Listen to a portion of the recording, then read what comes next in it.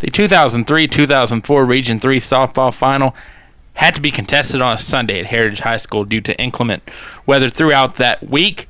Jefferson Forest and Rustburg tangled one more time. They had already met several times during the season. They would meet one more for the Region 3 final, and then they would meet again in the state semifinal. But you're going to hear a recap of the Region 3 final, as heard on WKDE Radio in 2004.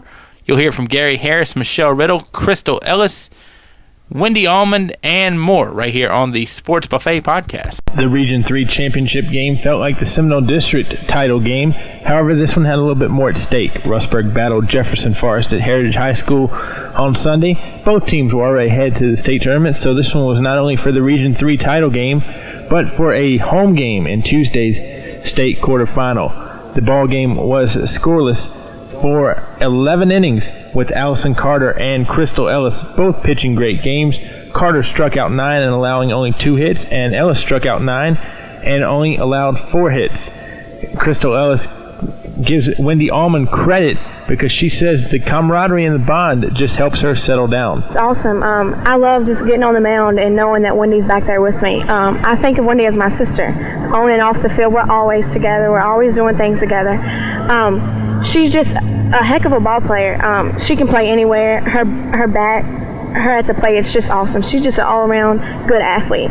Wendy Almond also concurs with Krystal Ellis about the good relationship that they have as a pitcher-catcher and the relationship that they have off the field away from Rustburg softball. We're pretty tight, and then when we get pitcher and catcher, we're pretty confident with each other, and I know what to pitch, and she brings it right there. Almond, Rustburg's cleanup hitter, did the trick with the 2-run single in the 12th, giving Rustburg a 2-0 lead. 2 more Red Devils runners scored in the inning, making it 4-0 Rustburg. The Cavaliers weren't dead, though. Jessica Washburn led the inning off with a double, and then singles by Sam Francis, Kate Hubbard, and Carissa Biddle cut Rustburg's lead in half, 4-2. But Krystal Ellis comes back to strike out the last two batters of the game with runners on second and third. Rustburg holds on for a 4-2 win, but Michelle Riddle had to admit even she was nervous. My heart fell a little bit, but like I said, we just needed to keep pitching. I think Krystal maybe started letting down a little bit or whatever, and so once she got focused back that, hey, pitch like you had been pitching the past 11 innings, we were okay. Jefferson Forest head coach Gary Harris said he wasn't concerned about the fatigue. The Cavaliers just couldn't put runners home when it counted.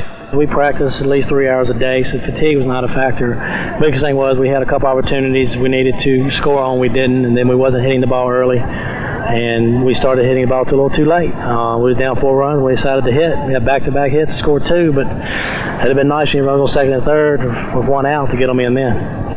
Both teams head to the state quarterfinal. JF will travel down to Dan River, and Rustburg will host Virginia High on Tuesday night.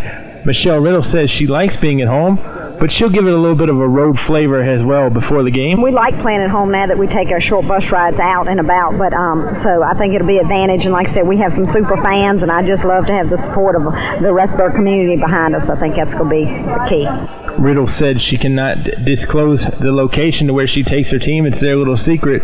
But Krystal Ellis, forgoing her senior beach week for the state championship, summed it up well about a state championship versus a trip to the beach. Beach will be there forever. In other action from the Talking High School sports listening area, JF boys soccer fell to Blacksburg 3-2. Tyler Laveski, though, named as one of the 3 players of the year in Region 3 soccer. JF travels to Martinsville on Tuesday, and the Chatham baseball team knocks off Goochland 8-1. They play King William on Tuesday as well in Chatham. For Talking High School sports, this is Bob Alvis.